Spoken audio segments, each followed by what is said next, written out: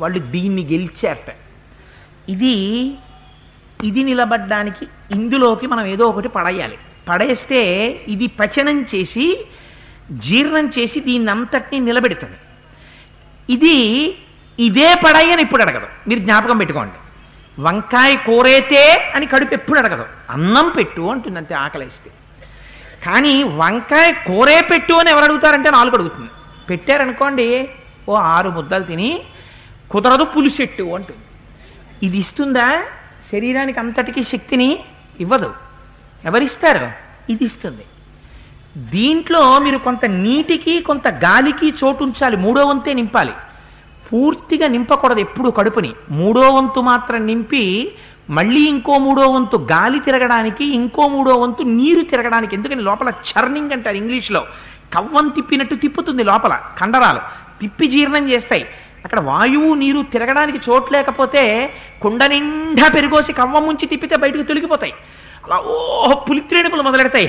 ఎందుకని నియతాహారై ఇంకా తపస్సు ఏం చేస్తావు? ఇలా కూర్చుంటే ఇది బాగా నిండిపోయింది అనుకోండి, వెర్రి తిండి తినేసాడు అనుకోండి, తినేసి కూర్చుంటే శ్రీరామ రామ్ అంటాడు. ఇంకేం తపస్సు చేస్తాడు? అందుకని ముందు ఉండవలసిందేమిటి? నియతాహారై, ఆహారమునందు నియమం ఉండాలి. దీనికి లొంగి రుచికి తినడు, దీన్ని పోషించడానికి తింటాడు. అందుకని సాత్వికమైనటువంటి ఆహారమును మాత్రమే తింటారు. వాళ్ళు ఏం తింటున్నారో వచ్చిన వాళ్ళకి అది పెడతారు. అందుకే వచ్చిన వాళ్ళందరికీ ఏం పెడతారు?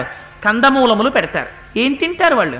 వాళ్ళు తినేది ఓ గుక్కెడు తేనె తాగుతారు, ఇంత కొబ్బరి తింటారు, ఓ 2 అరటిపళ్ళు తింటారు, ఆవుల పాలు గ్లాసుడు పాలు తాగుతారు. ఇవన్నీ కూడా బహుశా ఒక్కసారి తినరు, ఒక్కసారి తాగరు. అందుకని నియతాహారై. ఎందుకంత జయించడం?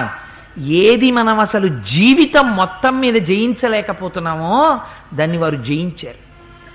ఇది గొప్ప విషయం కాదండి. ఇది మనం ఎన్నో జయించామనుకుంటాం.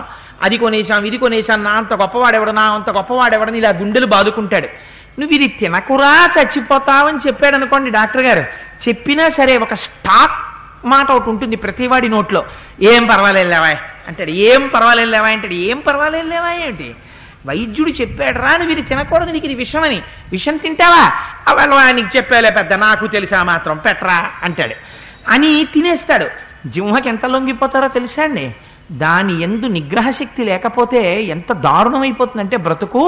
నేను చూశా 80 సంవత్సరాలు వచ్చేసాక కూడా పెసరపప్పుతో తయారు చేసినటువంటి పులుసు తింటే వెంటనే ఆవిడికి అతిసార వ్యాధి వచ్చేది. పెసరకట్టు ఇంట్లో వాళ్ళకి ఇష్టం. పెసరకట్టు వండుకుంటే ఆవిడ వాసన బట్టి గ్రహించేసేది, లేచేది కాదు కంచం ముందు నుంచి. ఇంత పెసరకట్టేయండే తింటాననేది. నీకు పెసరకట్టేస్తే మమ్మల్ని చంపేస్తావే, మేము ఇల్లు కడగలేము, తినద్దంటే వినేది కాదు, ఏడ్చేది కంచం ముందు. 2 చేతులు పట్టి తీసుకెళ్ళిపోతే పాక్కుట్టి వచ్చేసేది కంచం దగ్గరికి. పెడతావా పెట్టవా పెసరకట్టని. ఇంటిల్లిపాది నిలబడి తిట్టి తిట్టి తిట్టి ఇంతకన్నా పెట్టాం అనొక్క చెంచాడు పోస్తే చంటి పిల్లలు తిన్నట్టు అందులో వేలు పెట్టి నాక్కునేది ఆవిడ. ఎందుకని? అయిపోతుందేమో చెంచాడే పెసరకట్టు, ఇంక వేయరు, అందుకని వేలు పెట్టి నాక్కునేది ఆ పెసరకట్టుని. జింహకి లొంగి దిక్కుమాలిన పెసరకట్టకి నీకన్నా వెనక పుట్టిన 3 తరాలతో తిట్లు తిన్నావు. ఇంత పెసరకట్టుని నిగ్రహించుకోలేక వాళ్ళు జీవితాంతం నిగ్రహించి ఆహారాన్ని అరణ్యాల్లో కూర్చున్నారు. వాళ్ళు ఎంతటి మహాత్ములు వాళ్ళు. ఇది మహర్షి ముందు మాట్లాడుతున్నారు.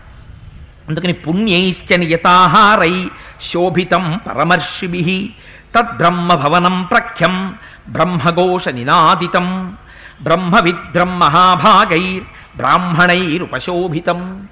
వాళ్ళందరూ వేదం చదువుకున్నారు. ఎప్పుడు వేదము యొక్క ఘోష వినపడుతుంటుంది. నిన్న రామచంద్ర ప్రభు వచ్చారు అనడానికి, రాముడు ప్రీతి పొందాడనడానికి గుర్తు ఏమిటో తెలుసా అండి? మనం ఒరిజినల్గా అయితే అందరికీ పాదుకలు ఇచ్చేంత వరకు రామనామము రామనామము రమ్యమైనది రామనామమ నామని చెప్దాం అనుకున్నాం. అన్నిటికన్నా గొప్పది వేదం. వేదము తిరుగులేనిది. వేదము మనకి ప్రమాణం. పరమాత్మ అన్నిటికన్నా దేనికి ప్రీతి చెందుతాడంటే స్వరయుక్తంగా చెప్పబడేటటువంటి వేదానికి ఆయన పరమ ప్రీతి పొందుతాడు. నిన్న నిజంగా మహానుభావులు ఇలా కూర్చున్నవారు ఇక్కడ కూడా ఉన్నారు సభలో, మా బ్రహ్మశ్రీ కృష్ణావధానులు గారి శిష్యులు. వాళ్ళందరూ వేద పండితులంటే నిజంగా మనం ఎంత సత్కారం చెయ్యాలంటే వారు వచ్చి కూర్చోపెట్టి వారు వేదం చదువుతున్నప్పుడు నిశ్శబ్దంగా కూర్చుని మనం 2 చేతులతో ఇలా వారికి నమస్కారం చెయ్యాలి. అటువంటి వారు నిన్న ఔదార్యంతో ఆ వర్షాన్ని ఆపి వేదవర్షాన్ని కురిపించారు. నిలబడి మైకులు పట్టుకుని ఇంతమంది భక్తితో పాదుకలు తీసుకుంటుంటే వేదం చెప్పకపోతే మేము ఇంకా వేదం చదువుకుని ఎందుకని మహానుభావులు 2 గంటలు కంఠం ఏమైపోయిందో చూసుకోలేదు, స్వరం తప్పకుండా నేను ఇక్కడే కూర్చుని వారికి నమస్కారం చేస్తూనే ఉన్నాను. పరమాచార్య ఒక మాట చెప్పేవారు, వేదం చదువుకున్నవారు కనపడితే చాలు ప్రణిపాతం చేసి నమస్కారం చేయమని. వేదాన్ని మర్చిపోకు, వేదమూర్తుల్ని పోషించడం మర్చిపోకనేవారు. నిన్న 2 గంటలు వేదం జరుగుతూనే ఉంది. అలాగా ఎన్ని పన్నాలు చెప్పారో ఆఖరణ చివర పాదుకలు ఇస్తున్నప్పుడు అప్పుడు శతమానం భవతి శతాజు పురుష శతేంద్రియ ఆయుష్ దేవేంద్రియే ప్రతితిష్టతి అని ఆశీర్వచన పన్నం పూర్తి చేసి ఓం శాంతి శాంతి శాంతి అని అప్పుడు అంతా అయ్యాక అప్పుడు రాముడు బయలుదేరాడు. చిత్రం ఏమిటో తెలుసా అండి, 2 గంటలు ఇవాళ వేదం చెప్పామండి, చాలా అలిసిపోయాం అని ఒక్క పండితుడు అనలా. అసలు కొంతమంది అన్నారు మాకు సంభావనలు వద్దన్నారు. వద్దండి మేము ఇవాళ వాళ్ళు పాపం ఇచ్చిందంతో కూడా చూడలేదు. అసలు ఎంత సంతోషపడిపోయారంటే ఇంతమంది భక్తులు ఇంత క్రమశిక్షణగా కూర్చున్నారు, చాలు మేము చదువుకున్న వేదం ఇప్పుడు కదా ఉపయోగపడింది, అది చెప్పుకోనప్పుడు మేము ఎందుకండి, మేము కూడా ఇవాళ కైంకర్యం చేసుకున్నాం, మేము రాముడికి సేవ చేశాం, ఆయన పాదాల దగ్గరికి వచ్చిన వేదం చెప్పుకున్నాం. వేద వేద్యే పరే పుంసీ జాతే దశరథాత్మదే వేద ప్రచేత సాదాసీత్ సాక్షాత్ రామ అయనాత్మన. వేదము చేత ప్రతిపాదింపబడిన పరబ్రహ్మన్ రాముడిగా వస్తే రామాయణం వేదంగా వచ్చింది. అందుకే నిన్న ఇక్కడ రాముడు ఉన్నంతసేపు వేదమే నడిచింది. ఎంత గమ్మత్తో చూడండి, ఆయన మళ్ళీ అక్కడికి చేరిపోయేంత వరకు వేదధ్వనితో బయలుదేరాడు, వేదధ్వనితో మళ్ళీ ఆలయంలోకి వెళ్ళిపోయాడు. ఇంతకన్నా ప్రమాణం ఏం కావాలి, రాముడు నిన్న నడిచి వచ్చాడండానికి. అందుచేత నిరంతరము ఆ వేదధ్వని వినపడుతుంటుందిట. ఎక్కడ వేదం చెప్పబడుతోందో, ఎక్కడ వేదం చదవబడుతోందో అక్కడ పరమాత్మ అపారమైనటువంటి ప్రీతి చెందుతాడు, ఎంత సంతోషపడతాడో. ప్రకృతి అంతా శాసింపబడుతుంది.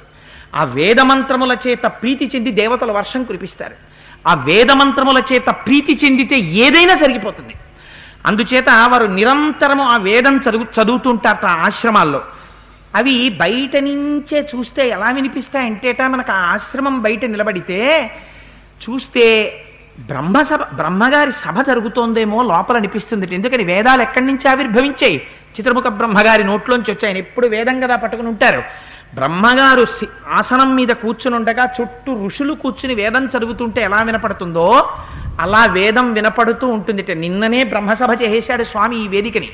వేదమూర్తులందరూ కూర్చుని నిన్న వేదం చెప్పారు, రేపు అరణ్యకాండ ప్రారంభం కావాలని. అందుకని అలా వినపడుతోందిట.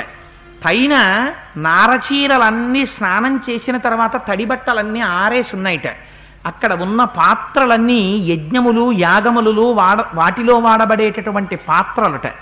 అక్కడ సృక్కు మొదలైన పరికరాలు ఉన్నాయట. సృక్కు అవి అంటే యజ్ఞం చేసేటప్పుడు హవిస్సు తీసి వేస్తూ ఉంటారు, వాటిని సృక్ అంటారు. చెక్కతోటి వాటితో చేస్తూ ఉంటారు.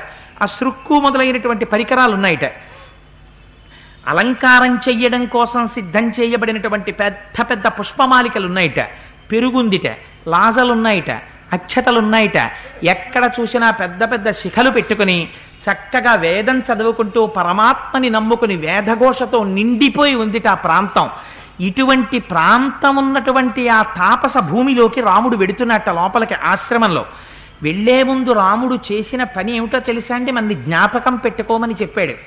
ఈ శ్లోకం ఆశ్రమాలలోకి వెళ్ళేటప్పుడు మహాత్ములై నిరంతరం తపస్సు చేస్తూ ద్వంద్వాతీతులైనటువంటి మహాపురుషులున్న ఆశ్రమంలోకి వెళ్లే ముందు మీరు ఈ శ్లోకాన్ని తప్పకుండా జ్ఞాపకం తెచ్చుకోండి.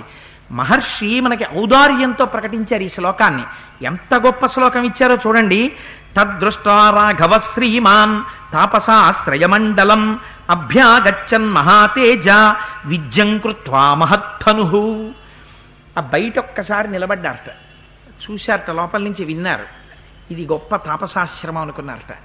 లోపలికి వెళ్లే ముందు ఏం చేశారో తెలుసా అండి, ఒక్కసారి ఊంగి ఆయన నారచీరలు కట్టుకున్నారు, పాదుకలు లేవు. ఆ ధనస్సుకి ఉన్నటువంటి వింటి నారి విప్పేశారట. విప్పేసి ధనస్సు మామూలుగా నిలబడిపోయింది. చేత్తో ధనస్సు పట్టుకుని వింటినారి విప్పేసి లోపలికి వెళ్ళారు. ఎందుకు వింటినారి విప్పేయడం? వింటినారి కట్టి చేతిలో ఉంటే అర్థం ఏమిటో తెలుసా అండి? ఏ క్షణంలోనైనా సరే మనకి ఉపద్రవం తేగలిగినటువంటి రాక్షసులు వచ్చేటటువంటి ప్రదేశం. రాముడు వింటినారి విప్పేశాడంటే ఇక్కడ నేను బాణప్రయోగం చెయ్యవలసిన అవసరం ఉండదు. అంటే ఇదేమిటి? నేను రక్షించడం, ఇక్కడ ఉన్నటువంటి వాళ్ళకి వరాలు ఇవ్వవలసిందే, కానీ ఇక్కడున్న వాళ్ళని నేను అస్త్రశస్త్ర ప్రయోగాలు చెయ్యక్కర్లేదు. ఇక్కడ ఈ కోదండానికి వింటినారు అక్కర్లేదు. అందుకని వింటినారి విప్పేశారు. ఒక్కొక్కరు వెనకాతల బోలెడంతమంది గార్డ్స్ ఉంటారు, రక్షక భటులు. బయటికి వచ్చినప్పుడు తన ఆఫీస్లోకి, తన రూమ్లోకి తను వెళ్ళిపోయాడు అనుకోండి, అప్పుడు కూడా చుట్టూ వాళ్ళు ఉండరుగా. ఎందుకెళ్ళి ఉండరు అంటే ఇంక అవసరం లేదు అక్కడ. అది సహజంగా రక్షణ కలిగినటువంటి ప్రదేశం, అందుకని వాళ్ళు ఉండక్కర్లేదు. అలా తాపసాశ్రమంలోకి వెళ్ళేటప్పుడు ధనస్సుకి వింటినారి విప్పేసేట. అదే అందరికీ రక్షణ ఇయ్యగలిగినటువంటి ప్రదేశం. ఎందుకని? వేదం జరుగుతోంది కనుక అక్కడ. ఆ మండపం లోపలికి ప్రవేశించాట. ప్రవేశించి చూశాడు. ఆ మహర్షులందరూ ఒక్కసారి లేచి నిలబడ్డారు. ఆ లోపల ఉన్న ఋషులందరూ చూశారు. రాముణ్ణి చూశారు, పక్కన లక్ష్మణుణ్ణి చూశారు, రాముడి పక్కన సీతమ్మని చూశారు.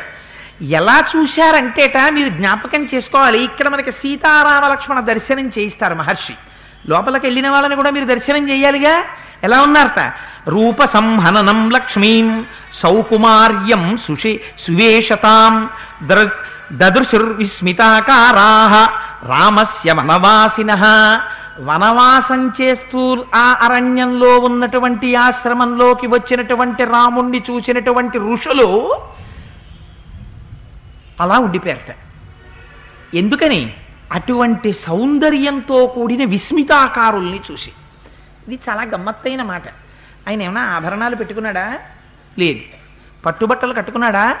లేదు. పోని ధనస్సు గట్టిగా కట్టి పట్టుకున్నాడా? లేదు. మరి ఏమీ లేనప్పుడు ఎందుకంత విచిత్రంగా చూడ్డం? అంటే మీకు పళ్ళెంలో ముత్యాలు పోసేసి తీసుకొచ్చారనుకోండి, ఆ ముత్యాలన్నీ చూడడంలో ఒక అందం. ఒక జాతి ముత్యాన్ని పట్టుకుని జాతి ముత్యం లోపల ఉన్నటువంటి నీడ వంక చూస్తున్నారనుకోండి, దాని అందం వేరు. జాతి ముత్యం లోపల ఉండేటటువంటి సన్నటి నీడ ఎంత చల్లగా ఉంటుందో. ఒక నల్లటి తామర పువ్వుని, ఒక నీల పద్మాన్ని తీసుకుని ఆ పద్మానికి దగ్గరగా ఇలా మీరు తల పెట్టారనుకోండి, పద్మం లోపల నుంచి వచ్చేటటువంటి చల్లతనం మీ కళ్ళకి తగిలినప్పుడు మీ కన్నులు, మీ మనస్సు పొందేటటువంటి ఆ గొప్ప అనుభూతి వేరు. అలా అసలు ఆ రాముణ్ణి చూడగానే ఏ ఆభరణములు లేకపోయినా ఆ సీతమ్మని, ఆ ఏనుగు తొండాల్లాంటి బాహువులు, ప్రకాశం, ఎక్కడి ప్రకాశం అది? స్వధర్మాచరణం చేత వచ్చినటువంటి ప్రకాశం, ఆ తేజస్సు, ఆ లక్ష్మణుడు, వాళ్ళని చూసి ఋషులు ఆశ్చర్యపోయి నోరు తెల్లబెట్టారట. ఋషుల్ని చూస్తే మిగిలిన వాళ్ళు తెల్లబోతారు. ఎందుకని? వాళ్ళ బ్రహ్మ తేజస్సు అలా ఉంటుంది. బ్రహ్మ తేజస్సు ఉన్న ఋషులు రాముణ్ణి చూసి తెల్లబోయారు. అంటే ఇంకా ఆయన తేజస్సు ఎలా ఉంటుందో మీరు చూడండి. అలంకారములన్నీ దేనికి అంటే రాముడు పెట్టుకోవడం వల్ల ధన్యత పొందడానికి. అలంకారములు తీసేస్తే ఏమవుతుంది? అసలందం అప్పుడు కనబడుతుంది. శుక్రవారం నాడు పొద్దున్నే వెంకటాచలంలో ఎందుకంత రష్? శుక్రవారం నాడు వెంకటాచలంలో స్వామివారికి ఒంటి మీద పట్టుబట్టలు ఉండవు, పెద్ద పెద్ద ఊర్ధ్వపుండ్రాలు ఉండవు, పైన కిరీటం ఉండదు, ఏమీ ఉండవు. శుక్రవారం నాడు అభిషేకం చేసేటప్పుడు అన్నీ తీసేస్తారు. గురువారం నాడు మధ్యాహ్నం నుంచే సళ్ళింపు అయిపోతుంది. సళ్ళింపు అంటే ఈ పైన ఊర్ధ్వ పుండ్రాలు కూడా తగ్గించేస్తారు. తగ్గించేసి పొద్దున్న జియంగారులు వస్తారు అభిషేకం చేయడానికి. వెంకటేశ్వర డైరీ నుంచి ఆవు పాలు వస్తాయి, ఇదేంటి ఆకాశగంగ తీర్థం పట్టుకొస్తారు, కొబ్బరి బొండాలు పట్టుకొస్తారు. ఆ నిచ్చెన లెక్కి వెంకటేశ్వర స్వామి వారికి అభిషేకం జరుగుతుంటుంది. మొలకి ఒక చిన్న లంగోటా లాంటి వస్త్రం ఒకటి కట్టుకుంటాడు. కపర్దీయని పెద్ద జటాజూటం ఉంటుంది, దానికి ఒక గుడ్డ కట్టుకుంటాడు. అభిషేకం చేసేస్తుంటారు. చేసేస్తుంటే అప్పుడు మీరు వెంకటేశ్వర స్వామి వారి దర్శనం చేద్దామని వెళ్ళారనుకోండి శుక్రవారం ఉదయం, అందుకే అభిషేకం టికెట్ ఇప్పుడు బుక్ చేసుకుంటే 9 ఏళ్ల తర్వాత దొరుకుతుంది. మీరు అలా చూశారనుకోండి, కళ్ళు ఇలా ఇలా ఇలా ఇలా ఇలా నులుముకుని చూడాలి. పక్కవాడి వంకోసారి చూసి వీడికి నేను చూసిందే చూస్తున్నాడు, ఆయన వెంకటేశ్వర స్వామినా అని అనుమానం వస్తుంది. ఎందుకని? మనం వెంకటేశ్వరుడు అంటే అంత అలంకారంతో అలవాటు పడ్డాం. కానీ ఏమీ లేకుండా ఇవాళ ఓ చిన్న లంగోటా లాంటిదోటి కట్టుకుని అక్కడ నిలబడి ఉంటాడు ఆయన. ఆ ఆ నిజమూర్తిని చూసినప్పుడు మనకు అనిపిస్తుంది, ఛ ఎందుకురా అలంకారం, అలంకారం లేకపోతే అబ్బా ఏమందాం ఏమందాం ఏమందాం. అందుకే నిజపాద దర్శనానికి దగ్గరికి ఎడుతున్నారు అనుకోండి, ఆ పాదాలు, ఆ గోళ్ళు, ఆ పిక్కలు, ఆ బలిష్టమైనటువంటి తొడలు, సన్నటి నడుము, ఇలా కొద్దిగా పక్కకి వంగినటువంటి మూర్తి, విశాలమైన వక్షస్థలం, ఉభయనాంచారులు, సింహం లాంటి మెడ, ఆ పైన విశాలమైనటువంటి ముఖం, ఊర్ధ్వపుండ్రాలు లేకుండా విశాలమైనటువంటి ఆ లలాటం, దాని మీద పెద్ద జటాజూటం, శంఖచక్రాలు, ఆ 4 బాహువులు, ఇవన్నీ మీకు దర్శనం అవుతున్నాయి అనుకోండి, అబ్బా ఎంత బాగున్నాడో ఎంత బాగున్నాడో ఎంత బాగున్నాడో అనిపిస్తుంది మనకి. అలా అసలు నిజమూర్తికి ఉన్న శోభ వేరు. ఆ నిజమూర్తి శోభ వాళ్ళు దర్శనం చేస్తున్నారు. ఎందుకని అయోధ్యలో ఉంటే అలంకారంతో ఉంటాడు, ఏ అలంకారం లేకుండా తనంత తాను వచ్చాడు. ఓ శుక్రవారం నాడు మీరు గబాల నిద్ర లేచి పూజ చేసుకుందామని వచ్చేటప్పటికి మీ ఇంట్లో పూజామందిరంలో స్వామి నిజమూర్తి అయి కూర్చుని ఉన్నాడు అనుకోండి, మీరు ఏమైపోతారు చూసి? ముందు అనుమానం వచ్చేదేంటి, బాబాయ్ ఏమిటి బంగారు తొడుగులు లేవు పాదాల మీద, లేనివేవో గుర్తొస్తాయి. బంగారు తొడుగులు లేవు, అయినా ఎంత బాగున్నాయో ఆ పాదాలు. పట్టు పంచలేదు, అయినా ఎంత బాగున్నాడో. చిన్న తువ్వాలు కట్టుకున్నాడు, అమ్మో తొడలు ఎంత బాగున్నాయో, కాళ్ళు ఎంత బాగున్నాయో, పిక్కలు ఎంత బాగున్నాయో. పైన ఉత్తరీయం లేదు, అమ్మో గుండెల విశాలమైన వక్షస్థలం ఎంత బాగుందో. ఇలా అది లేదు, అందుకని ఇది ఎంత బాగుందో, అది లేదు ఇది ఎంత బాగుందో అని మీరు దర్శనం చేస్తారే, అందులో తాదాత్మ్యత వేరు. ఇది ముత్యంలో నీడ చూడడం, నల్ల తామరల్లో కాంతి చూడడం, చల్లతనం చూడడం. ఇది అలా వాళ్ళు చూస్తున్నారట రాముణ్ణి. అందుకని విస్మయులైపోయారు. అబ్బా ఏమందాం ఏమందాం, ఈ చేతులు కదా మనని రక్షించాలి, ఈ చేతులు కదా రాక్షసుల్ని సంహరించాలి, ఈయన కదా ధర్మమూర్తి అంటే, ఏ అలంకారం లేకపోయినా ఇంత తేజస్సుతో ఉన్నాడు. బ్రహ్మ తేజస్సుని కొట్టగలిగిన తేజస్సు, ఏమి తేజస్సురా ఈ తేజస్సు అనుకుంటున్నారు వాళ్ళు. మహానుభావుడు చూశాడు, ధర్మపాలో జనాస్యాస్య శరణ్యన్యశ్చ మహాయశః పూజనీయశ్చ మాన్యశ్చ రాజా దండధరో గురుః. మాట్లాడాలి కదా మరి, నోరు విప్పేదో ఒకటి. అందుకని అక్కడ ఉన్న ఋషులు అన్నారు, మహానుభావ మేమందరం కూడా నీకు నమస్కారం చెయ్యాలి. ఎందుచేత నీకు నమస్కారం చేసి నీకు అర్ఘ్యపాద్యాదులిచ్చి నీకు కందమూలాలిచ్చి నిన్ను సేవించి నీకు ఆతిథ్యం ఇవ్వాలి మేము అంటే, నువ్వు రాచకుటుంబం నుంచి వచ్చినటువంటి వాడివి. ఇవాళ కాకపోతే రేపు రాజు అవుతావు. రాజుకి ఒక లక్షణం ఉంది. ఏమిటా లక్షణం? రాజు రక్షణ వహిస్తాడు. ఎందుకని? వాళ్ళకి తెలిసి వచ్చినవాడు శ్రీ మహావిష్ణువని. కానీ వాళ్ళు ఆ మాట అనొచ్చా? అనకూడదు. ఎందుకని? నరుడిగా ఉన్నాడు ఇవాళ రాముడు. అందుకని నరుడిగా రక్షకత్వం చెప్తున్నారు. నువ్వు ఇవాళ రాజుగా రక్షించాలి. రాజు ఏం చేస్తాడు? రక్షిస్తాడు అందరినీ. అందుకని రక్షిస్తాడు కాబట్టి రాజు అంటే మాకందరికీ అంత ప్రీతి. తేవయం భవతా రక్ష్వ భవద్దిశయమాసినః నగరస్థో వనస్థో వా త్వం నో రాజా జనేశ్వరః ఇంద్రస్యేహ చతుర్భాగః ప్రజా రక్షతి రాఘవ రాజా తస్మాత్ వరాన్ భోగాన్ భుంజ్ఞే లోక నమస్కృతః. ఇంద్రుని యొక్క అంశలో 4వ వంతు అంశ రాజులో ఉంటుంది. అందుకే రాజు పరిపాలిస్తాడు, తాను సమస్త భోగభాగాల్ని అనుభవిస్తాడు. ఆ రాజు గొప్పతనం ఎందుకన్ని భోగములు అనుభవించచ్చంటే, నగరస్థో వనస్థో వా వనాల్లో దూరంగా ఉన్న వాళ్ళని రాజు తన శాసనంతో రక్షిస్తాడు. నగరంలో ఉన్న వాళ్ళని రాజు తన శాసనంతో రక్షిస్తాడు. ఏ బలం లేని వాళ్ళని అమ్మో రాజుగారు చంపేస్తారని బలం లేని వాడికి రాజు బలం రక్ష, బలం ఉన్నవాడికి చెలరేగిపోకుండా రాజు బలం శిక్ష. నాకు బలం ఉందని చెలరేగిపోతే రేపు రాజుగారు నన్ను శిక్ష వేస్తాడు అని భయపెడతాడు. అందుకని మేమేం చేస్తామో తెలుసా? మేము తపస్సు చేసినప్పుడు మా తపస్సులలో 6వ వంతు పన్ను కడుతున్నాం. నగరంలో ఉన్నవాళ్ళు గ్రామాల్లో ఉన్నవాళ్ళు తమకొచ్చినటువంటి పంటలో 6వ వంతు పన్ను కడతారు. మీరేం పన్ను కడుతున్నారు? మిమ్మల్ని మేము రక్షించడానికి అంటావేమో రామా, మేము కూడా పన్ను కడుతున్నాం. ఏమిటా పన్ను? మేము చేసేటటువంటి తపస్సులో 6వ వంతు భాగం రక్షించినా రక్షించకపోయినా రాజు ఖాతాలో పడిపోతుంది.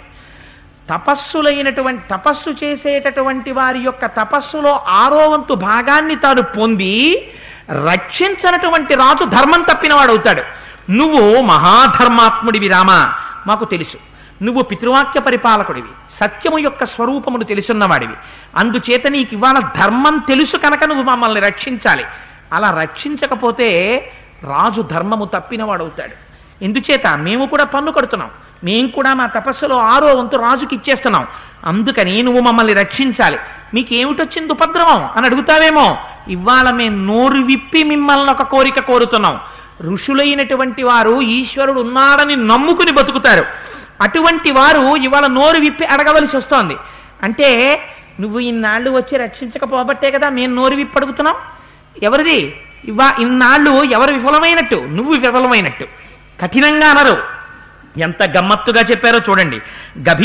మాకు అనేక మంది రాక్షసులు వచ్చి మమ్మల్ని నిగ్రహిస్తున్నారు, అందుకని మహానుభావ రామా మమ్మల్ని రక్షించాలి నువ్వు అని ఆయనకు ఒక పర్ణశాలనిచ్చి, కందమూలాలిచ్చి, తేనెనిచ్చి, ఈ ఆశ్రమం అంతా నీదేనయ్యా రామా, నువ్వు ఆనందంగా ఇక్కడుండు అన్నారట.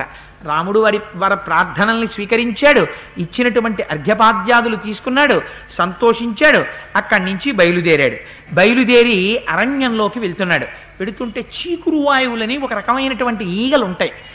అక్కడ క్రూరమృగాలు తిరగడం కూడా మానేసి కేవలం ఆ ఈగలు అవి రొద చేస్తాయి. ఆ ఈగలు, ఆ రొద చేసేటటువంటి ఈగలు అవి తిరుగుతున్నాయి అనుకోండి. అవి తిరుగుతుంటే మనం ఒక విషయం జ్ఞాపకం పెట్టుకోవాలన్నమాట. అక్కడ సింహం లాంటివి, పెద్ద పులి లాంటివి కూడా తిరగడానికి భయపడతాయి. ఎందుకు భయపడతాయంటే దాన్ని కూడా పట్టుకుని కాజా తిన్నట్టు విరుచుకు తినేవాడోడు ఉన్నాడనమాట ఎవరో. అందుకని వాడు ఏం చేస్తాడు, తినేస్తుంటాడు. వాడికి తినడమే ప్రధానం. అందుకని అలా తింటాడు కాబట్టి ఆ ప్రాంతం అంతా కూడా నెత్తురు పడిపోయి ఉంటుంది. ఆ నెత్తురు ఎక్కడ పడిపోయి ఉంటుందో అక్కడ అటువంటి పులిసిపోయినటువంటి కంపు కొడుతున్న నెత్తురు నాకడానికి ఈ చీకురు వాయువులు అనేటువంటి ఈగలు వస్తాయి. అవి రొద చేస్తాయి. అది అమంగళకరమైనటువంటి దృశ్యం. అలా ఎక్కడైనా కనపడింది అంటే అక్కడ ఘోరమైనటువంటి పాపం జరిగిందని గుర్తు, ప్రమాదాలు జరుగుతాయి. అంటే అక్కడ సంహార క్రియ నడుస్తోంది, ఎవరో చంపేవాడోడు ఉన్నాడు అని గుర్తు. ఆ చీకురు వాయువుల యొక్క ధ్వని వినపడుతోంది. ఎక్కడ పులులు, సింహాలు కూడా తిరగట్లేదు. అంతకుముందు కనపడ్డాయి స్వేచ్ఛగా తిరుగుతూ దండకారణ్యంలో, కానీ ఈ లోపలికి వెడుతుంటే కనపడలేదు. కనపడకపోతే రాముడు చూసి లక్ష్మణుడితో అన్నాడు, లక్ష్మణ చూశావా, ఇక్కడ ఈ ఈగలు రొద చేస్తూ తిరుగుతున్నాయి, అందుకని బహుశా ఇక్కడ ఎవరో ఒక రాక్షసుడు ఉండి ఉండవచ్చేమో అని. ఇంతలోకే అటువైపు నుంచి పరిగెత్తుకుంటూ ఒకడు వస్తున్నాడు. గభీరాక్షం మహావక్త్రం వికటం విషమోదరం బీభత్సం విషమం దీర్ఘం వికృతం ఘోరదర్శనం. కళ్ళు లోపలికి వెళ్ళిపోయాయి, భయంకరమైన కడుపు, పర్వతం పరిగెత్తుకొస్తోందా అన్నంత పెద్ద ఆకారం. అటువంటి ఆకారంతో పెద్ద చేతులతో ఉన్నాడు. అప్పుడే చంపినటువంటి పెద్ద పులి యొక్క తోలు ఒకటి పీకాడు, దాంట్లోంచి నెత్తురు కారుతోంది. ఆ నెత్తురు కారుతున్న పెద్ద పులి తోలు తన ఒంటికి చుట్టుకున్నాడు.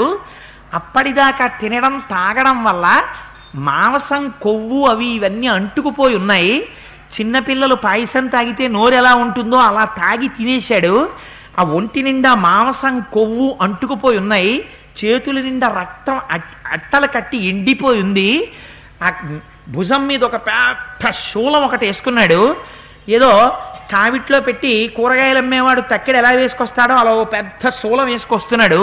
ఆ శూలానికి కొన్ని గుచ్చాడు. ఏం గుచ్చాడు? మా చిన్నతనంలో ఒరే వేడిగా తిందురుగాని రండిరా రండిరా అని ఆడుకుంటుంటే పిల్లల్ని పిలిచి చేతులు కడుక్కు రండిని కూర్చోబెట్టి మా అమ్మగారు అప్పుడే మూకుట్లో అప్పుడే వేయించిన చెగోడీలు అట్లకాడ తిరగేసి దానికి ఆ చెగోడీలన్నీ గుత్తి కింద పైకెత్తి పళ్ళెం పెట్టండి అని ఆ పళ్ళెంలో వేడి చెగోడీలు వేస్తే మేమందరం ఆ చెగోడీలు తింటూ, అది ఓసారి ఇలా ఎస్లా అయితే చూడరా నా దగ్గర ఎస్ ఉందని, ఓసారి 7 అయితే నా దగ్గర 7 ఉందని, అలా రావాలని కావాలని విరుచుకు తింటూ ఉండేవాళ్ళం. అలా వీడు కూడా ఒక పెద్ద శూలం పట్టుకు బయలుదేరాట. ఏమున్నాయి దానికి అంటే త్రీన్ సింహో చతురో వ్యాఘ్రాన్ ద్వౌ వృకే వృషతాం దశ సవిషాణం వసాదిగ్ధం గజస్య చ శిరోమమత్. దానికి 4 సింహాల్ని గుచ్చాడు. ఆ 4 సింహాల్ని గుచ్చుకుని పోతున్నాడు. దాంతో పాటుగా త్రీన్ సింహో 3 సింహాలు, చతురో వ్యాఘ్రాన్ 4 పెద్ద పుల్ని గుచ్చాడు దానికి, ద్వౌ వృకే 2 తోడేళ్లు, వృషతాం దశ 10 చుక్కల జింకలు, ఇవన్నీ ఆ శూలానికి గుచ్చుకున్నాడు. దాంతో పాటుగా చిట్ట చివరోటి కనపడుతోంది. ఏమిటది? ఏదో పెద్ద ఆనపకాయ కట్టినట్టు కట్టాడు దాన్ని. ఓ ఏనుగు యొక్క అప్పుడే తింపేసినటువంటి బుర్ర, దాంట్లోంచి కొవ్వంతా కారుతోంది. ఆ ఏనుగు తలకాయని గుచ్చుకున్నాడు. అంటే అప్పటి వరకు వాడు ఏనుగు శరీరాన్ని తినేశాడు. తినేసి తలకాయని ఇంటికి వెళ్ళి తిందాం బాగుంటుంది, ఇక్కడ తినడం ఎందుకని తలకాయని తగిలించుకున్నాడు. అంటే వాడు తిన్నది ఇంకా కడుపు నిండని టిఫిన్ తిన్నాడు ఒక ఏనుగు శరీరాన్ని. అందుకని తర్వాత వాడు వెళ్ళి ఇంటి దగ్గర పెట్టుకుని వీటిని తింటాడు. ఇవన్నీ ఆ తినేవి అలా ఉన్నాయి. ఏవి? 2 సింహాలు, 3 పెద్ద పుల్లు, ఓ 2 తోడేళ్ళు, ఓ 10 జింకలు, ఓ ఏనుగు తలకాయ, ఇవన్నీ శూలానికి గుచ్చుకుపోతున్నాడు ఇంటికి. వాడిని చూశాడు రామలక్ష్మణులు. వాళ్ళు ఎలా ఉంటారో, పెరుగుంది, లాజలు ఉన్నాయి, నేను మళ్ళీ చెప్పను, ఒకసారి మీకు జ్ఞాపకం చేస్తున్నాను. మహర్షి గొప్పతనం రామాయణ రచనలో అదే. అక్కడ నారచీరలు ఉన్నాయి, వాళ్ళందరూ కందమూలాలు తింటారు, వాళ్ళు అవే పట్టుకొచ్చి రాముడికి ఇచ్చారు. రాముణ్ణి చూడగానే ఏమిట్రా మన తేజస్సు కన్నా ఈయన తేజస్సు ఎక్కువ ఉందని కోపగించలేదు. ఆశ్చర్యపోయి రాముడి వంక చూశారు. రామా నువ్వు రాజు అన్నారు, ఇంద్రుల్లో 4వ వంతు అన్నారు, అంత గౌరవంగా మాట్లాడారు. ఋషులకి శరీరం ఉంటుంది, రాక్షసుడికి శరీరం ఉంటుంది. లోకంలో ఉన్న ఏ ప్రాణుల చేతిలోని అస్త్రశస్త్రముల వల్ల మరణించకూడదని వరం అడిగాను. తథాస్తు అని ఆయన వెళ్ళిపోయాడు. అందుకని నేను ఏ అస్త్రశస్త్రాలకి మరణించనన్నాడు. ఆయన అడిగారా? వాడు చెప్పాడు. అంత్యకాలం వచ్చేటప్పటికీ శాపం మోక్షణం వచ్చే సమయానికి ఆ మాటలు నోటి వెంట వచ్చేస్తాయి. చెప్పి ఎందుకని ఆ మాట అన్నాడు? రాక్షసుడిగా చేతిలో కోదండ ఉంది రాముడి దగ్గర, అందుకని నువ్వు నా మీద బాణాలు వేస్తాననుకుంటున్నావేమో, నేనేం అలా చావను అన్నాడు. అంటే రాముడు కొన్ని బాణములను తీసి ప్రయోగిస్తే ఆ బాణాలు వెళ్ళి వాడి ఒంటికి తగిలి చిన్న పెసరు నెత్తురు అంటుకుని కొద్దిగా ఏదో చివరి నిప్పుండిపోయిన అగరత్తు వెలిగించి ఇలా ఆర్పేస్తే చివరి నిప్పున్న అగరత్తు ఉంటుంది చీకట్లో, అలా ఒక పిసర నెత్తురు అంటుకుని కింద పడ్డాయిట బాణాలు. ఏవి? రాముడు వేసిన బాణాలు. వేస్తే రామలక్ష్మణులు ఇద్దరూ చూసి శరపరంపరగా కురిపించేశారట బాణాలు. వాడి ఒళ్ళంతా బాణాలమయమైపోయింది. అయిపోతే వాడు పెద్ద పెద్ద అంగలేసుకుంటూ సీతమ్మను అక్కడ కూర్చోబెట్టి రామలక్ష్మణుల దగ్గరికి వస్తున్నాడు పట్టుకోవడానికి. వస్తూ వాడు ఒంటి నిండా ఈ బాణాలు ఏమిటి నాకు విసుగ్గానని చెప్పి ఓ పెద్ద ఆవలించి ఒళ్ళిలా దులిపితే బాణాలన్నీ కింద పడిపోయాయి. ఇటు రామలక్ష్మణులు కొట్టిన బాణాలు అవి కింద పడిపోయి. ఎందుకంటే వాడికి వరప్రభావం ఉంది, వాడిని ఎవరు ఏం చెయ్యలేరు. అందుచేత వాడు వచ్చి రామలక్ష్మణులు ఇద్దరినీ తీసుకుని తన భుజాల మీద కూర్చోపెట్టుకుని తన ఆశ్రమం వైపుకు వెళ్ళిపోదాం అనుకున్నాడు. వెంటనే రాముడు విశేషమైనటువంటి బాణప్రయోగం చేశాడు. ఆ బాణముల చేత కొట్టబడి కింద పడ్డాడు. వాడు కింద పడగానే రామలక్ష్మణులు ఇద్దరూ కలిసి చెరుకో చెయ్య విరిచేసి రాముడు వాడి శరీరాన్ని తన పాదాలతో గుద్దేశాడు, చేతులతో గుద్దాడు, మోచేతులతో పొడిచాడు, పిక్కలతో తొక్కాడు, కాళ్ళెత్తి వాడి కంఠం మీద పెట్టి తొక్కాడు. ఇన్ని చేస్తే ఏమిటి రాముడు, అటువంటి రాముడు ఇన్ని చేస్తే సవిత్తో బహుబిర్బాణైర్ ఖడ్గాభ్యాం చ పరీక్షతః నిష్పిష్టో బహుదా భూమౌ నమమార సరాక్షస. ఇంతలా ఇద్దరూ కొట్టేశారట, గుద్దేశారట, నలిపేశారట, తన్నేశారట, కంఠాన్ని పట్టుకుని ఇలా నులిమేశారట, పైకెత్తేశారట, కింద పారేశారట. అయినా వాడు చావలేదు. ఎందుకని? వాడికి బ్రహ్మగారి వరం ఉంది అలా చావడని. అప్పుడు రాముడు అన్నట్ట, వీడిలా చావడు లక్ష్మణ, వీడికి తేజస్సు నశించి కింద పడ్డాడు. అందుకుని ఒక పని చేద్దాం. వీడు చెప్పాడుగా నేను గంధర్వుడి కొడుకుని, కానీ నేను రాక్షసుల్లా బతుకుతాను కనుక భూమండలంలో ఉన్న రాక్షసులందరూ నన్ను విరాధుడు అని పిలుస్తారని చెప్పాడు. అందుకని ఏనుగుల్ని పట్టడానికి తవ్వే గొయ్యి ఎలా ఉంటుందో అలా పెద్ద గొయ్యి ఒకటి తవ్వు, వీడు పైకి లేవకుండా వీడి కంఠం మీద నేను కాలేసి తొక్కి పెడతాను అంటే కాలేసి తొక్కి పెట్టాడు. తొక్కి పెడితే 2 చేతులు విరిగిపోయా, కాలు తీయలేడు. అందుకని మూతి కట్టేసి సైకిల్ వెనకాతల కట్టేసిన పంది ఉంటుంది, అది అరుస్తుంటుంది, ఓహో మనం చూస్తూ ఉంటాం. అలా దాని గుండెల్లో ఎంత బాధ ఉంటుందో ఏమిటో, నన్ను కట్టేశాడు, ఇలా తిరగేసి పెట్టేశాడు, తల ఇలా వాలిపోతోంది, ఆ సైకిల్ అక్కడ పెట్టాడు, టీ తాగుతున్నాడు, కానీ నన్ను ఏం చేసేస్తాడో అని ఎంత బెంగో. దాని మాట మనకు అర్థం కాదు, కానీ దాని అరుపు వినండి. అప్పుడే అన్నం తింటే కడుపులో ఎవరో చేయి పెట్టి కదిపేస్తున్నట్టుంటుంది, అంత బాధగా అరుస్తుంది. అలా అరుస్తున్నట్ట విరాధుడు. అరుస్తుంటే అరణ్యం అంతా కదిలిపోతుందట వాడు అరుపులకి. ఇది దుర్ధర్ష అన్నారు అందుకే ముందే రాముణ్ణి. అసలు ఆ అరుపు వింటే మనం కాలెట్టడం వెళ్ళి పారిపోతాం. అట్లా అరిచేవాడి కంఠం మీద కాలెట్టి తొక్కుతున్నాడు రాముడు. తొక్కుతుంటే వాడికి ఊపిరి ఆడక గుంజుకుంటున్నాడు. ఆఖరికి లక్ష్మణుడు అన్నాడు, అన్నయ్య తవ్వేశాను గొయ్యి అన్నాడు. అన్న తర్వాత వాడు అన్నాడు, రాక్షసుల్ని గోతిలో పారేస్తారు, నన్ను కూడా పారేయండి అన్నాడు. అని నాకు ఇప్పుడు అర్థమైంది. కౌసల్యాసు ప్రజారామ తాతత్వం విదితో మయా వైదేహీ చ మహాభాగా లక్ష్మణశ్చ మహాయశాః అపి శాపాదహంఘోరాం ప్రవిష్టో రాక్షసీం తనుం తుంబురుర్నామ గంధర్వ శప్తో వై శ్రవణేనః. అని, రామా, నా పేరు తుంబురుడు, గంధర్వుణ్ణి. నేను కుబేరుణ్ణి సేవించేవాణ్ణి. రంభతో కలిసి ఉండిపోవడంలో వెళ్ళకపోతే నన్ను శపించాడు. అందుకని బ్రహ్మగారి వల్ల తపస్సు చేత ఇంత మోహం పొందాను, ఇంత గర్వం పొందాను. అందుకని నేను వేరొకలా మరణించాను. నన్ను తీసి గోతులో పారేసి రాళ్ళవి పడేసి మట్టి పోసి కప్పెట్టేస్తే అస్త్రశస్త్రముల చేత చావను, కానీ గోతిలో పెట్టి కప్పేస్తే చచ్చిపోతానుగా, అప్పుడు చచ్చిపోతాను రామా. ఇప్పుడు నాకు అర్థమైంది, నేను శాప విమోచనం ఎలా జరుగుతుందని అడిగాను. ఏనాడు రాముడొచ్చి నీతో యుద్ధం చేస్తాడో ఆనాడు శాప విమోచనం అని చెప్పాడు. నన్నిలా గుద్ది గుద్ది గుద్ది గుద్ది కింద పారేసి నా శక్తి పోయేటట్టు చేసి గోతిలో పారయ్యాలని గుర్తొచ్చి గొయ్యి తవ్వించి నన్ను పారేస్తున్నావంటే నువ్వు రాముడవు, నువ్వు దశరథాత్మజుడవు, కౌసల్య కొడుకువి. ఆ తల్లి వైదేహి సీతమ్మ, నీ పక్కనున్నవాడు లక్ష్మణుడు. రామా, నాకు అర్థమైంది, నన్ను ఆ గోతిలో పారయ్యండి, నేను గంధర్వుణ్ణి అయిపోతానన్నాడు. అందుకే మీకు మొట్టమొదటే చెప్పాను ఇవాళ. ఇప్పుడు ఏమవుతోంది, సర్కిల్ ఇన్స్పెక్టర్ గారు కర్రట్టుకు వస్తే జరగకూడని పని తీసేసినట్టు రాక్షస రూపంలో ఉన్నవాణ్ణి విడిపిస్తున్నారు ఇవాళ. ఇది కూడా రక్షణ కాదా? పైకి శిక్షలా కనిపిస్తుంది, కానీ శిక్షలా కనపడుతున్న రక్షణ అని ఆ గోతులో పారేస్తున్నారు. పారేస్తుంటే వాడు పెద్ద కేకేశాడు. ఇతో వసతి ధర్మాత్మ శరభంగ ప్రతాపవాన్ అధ్యర్థయో జనే తాత మహర్షి సూర్య సన్నిభః తం క్షిప్రం అభిగచ్చత్వం సతే శ్రేయో విధాస్యతి. ఇక్కడికి 1.5 యోజనాల దూరం నడిచి వెడితే రామా, శరభంగ మహర్షి యొక్క ఆశ్రమం ఉంది. నువ్వు తప్పకుండా ఆయన దర్శనం చెయ్యి, నీకు హితం కలుగుతుంది అన్నాడు. మీరొక్కటి జ్ఞాపకం పెట్టుకోండి, విరాధుడిగా ఉన్నప్పుడు అక్కడ శరభంగుడు ఉన్నాడని తెలిస్తే మరి ఈ శరభంగుడి దగ్గరికి విరాధుడు వెళ్ళలేదా? వెళ్ళలేకపోయాడు. అంటే ఆయన ఎంత గొప్ప తేజస్సు ఉన్నటువంటి మహర్షో మీరు ఆలోచించండి. అందుకని ఆ శరభంగుడి దగ్గరికి వెళ్ళు, నీకు శ్రేయస్సు కలుగుతుందన్నాడు. ఏ మహాత్ముల దర్శనం చేస్తే మనకి శ్రేయస్సు కలుగుతుందో అటువంటి శరభంగ దర్శనం చెయ్యమని చెప్పి ప్రాణం విడిచిపెట్టేశాడు ఆ విరాధుడు. అందులో మట్టి పోసేశారు, కప్పెట్టేశారు, చనిపోయాడు. రాత్ అంటే సంస్కృతంలో ఒక గమ్మత్తుంది. వి అనేటటువంటి అక్షరం ముందు పడితే ఒక్కొక్కసారి పాజిటివ్గా వర్క్ చేస్తుంది, ఒక్కొక్కసారి నెగిటివ్గా వర్క్ చేస్తుంది. వి. చిత్రము అన్నారనుకోండి, చాలా ఆశ్చర్యకరమైంది. విచిత్రము అన్నారనుకోండి, వి విశేషణం అవుతుంది, చాలా గొప్పవి ఇదని. ధవ అంటే భర్త ఉన్నది, విధవ భర్త లేనిది, ఇప్పుడు వి నెగిటివ్ అవుతుంది. అలా విరాత్, రాత్ అంటే ఆనందం, ఆనందం ఈశ్వరుడు.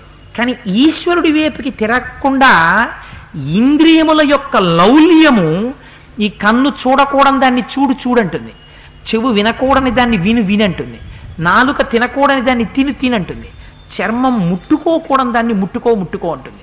దీన్ని లౌల్యం అంటారు. ఈ లౌల్యాన్ని మీరు గెలవలేరు, చంపలేరు. లౌల్యాన్ని అణగదొక్కాలి, లౌల్యాన్ని పక్కన పెట్టాలి. అంతేగాని లౌల్యంతో ఆధారం చేసుకుని తిరిగే మనస్సుని చంపకూడదు. ఎప్పుడు మనస్సుని చంపడం దోషం, జ్ఞాపకం పెట్టుకోండి. మనస్సు చంపుకు తిరుగుతున్నానంటారు, మనస్సుని చంపకూడదు. మనస్సు ఎప్పుడూ ఉత్సాహంగా ఉండాలి. అందుకే ఇది తెలుసున్న జగద్గురువులు కనుక శంకరాచార్యులు వారు మాట అంటారు, నా మనస్సు అనే కోతిని నీ పాదాలకు కట్టేసుకో అంటారు. కోతి అలా గోడెక్కి, చెట్టెక్కి, ఆ పోలెక్కి, కిందకి దిగి, పైకెక్కి, కిందకి దూకి చేస్తే మనం ఏమంటాం? మా కోతిరా బలే ఆడుతోంది అంటాం. ఆ కోతి స్టేజ్ ముందుకు వచ్చి ఇలా పడుకుంది అనుకోండి, మనం ఏమంటాం? ఏమంటే పాపం కోతికి ఒంట్లో బాగుండలేదేమో ఏంటంటే అలా పడుకుంది అంటాం. కోతి అంటే ఆడాలి, మనస్సు కోతి లాంటిది. మనస్సు ఏం చెయ్యాలి? ఎప్పుడూ ఉత్సాహంగా ఉండాలి. దేని పట్ల? విషయముల పట్ల కాదు, భగవంతుడి పట్ల ఉత్సాహం మారాలి. ఇంద్రియముల యొక్క లౌల్యం పోవాలి. పోతే ఏమవుతుంది? ఈ ఇంద్రియాలని ఈశ్వర సేవకి తీసుకెళ్ళిపోతుంది. అందుకని నశించవలసింది లౌల్యం. ఆ లౌల్యమే విరాట్. విరాట్ అంటే రాదు, అంటే ఆనందము నుంచి పక్కకి తీసుకెళ్ళగలిగిన ఇంద్రియ లౌల్యం. ఆ లౌల్యాన్ని పాతి పెట్టాలి భూమిలో. అది లేకపోతే పైకి వస్తుంది. అది మీరు లౌల్యాన్ని పట్టుకుని చిత్తక్కొట్టేస్తాను కన్నా, చూడకూడని టీవీ చూస్తానంటావు, అక్కర్లేని సీరియల్స్ అని కళ్ళజోడు తీసేసి కండ్రెప్ప పైకెత్తే పటాపటా 2 దెబ్బలు కొట్టేశారనుకోండి కంటిని, మీరే వెళ్ళాలి మళ్ళీ ఆప్తమాలజిస్ట్ దగ్గరికి. అయా నిష్కారణంగా కొట్టేసుకున్నానండి. ఎందుకు కొట్టావు చెప్పలేరు. ఏం చెప్తారు? టీవీ చూస్తానంటోందండి, కొట్టేశానండి కంటిని అన్నారు అనుకోండి. పిచ్చా వెర్రా, నా దగ్గరికి కాదు, ముందు సైకియాట్రిస్ట్ దగ్గరికి పోమంటాడు ఆయన. అందుకని మీరు కొట్టవలసింది కంటిని కాదు, దేన్ని కొట్టాలి? ఇంద్రియమునకున్న లౌల్యమును కొట్టాలి. చూడాలనుకుంటున్నటువంటి ఆ లౌల్యాన్ని పాతిపెట్టాలి. అది పైకి వచ్చేస్తుంది మళ్ళీ. దాన్ని గెలవడం తేలిక కాదది, అది రాక్షసీ ప్రవృత్తి. దాన్ని తొక్కి పెట్టాలి. ఎలా? పైన రాముడి యొక్క పాదం పెట్టి నులమాలి. రాముడంటే ఎవరు? భగవానుడు.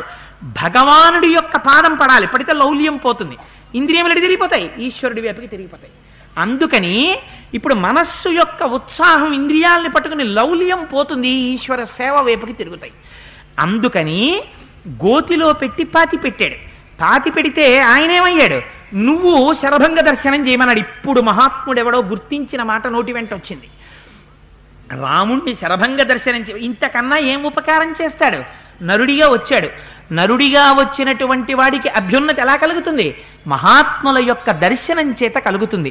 మీరు త్రివేణి సంగమానికి వెళ్ళి స్నానం చేసినటువంటి ఫలితం, ఒక మహాపురుషుణ్ణి చూసి ఇలా 2 చేతులతో నమస్కారం చేశారనుకోండి, మీ ఖాతాలో త్రివేణి సంగమ ఫలితం వేస్తారు. శివమహాపురాణంలో చెప్తారు.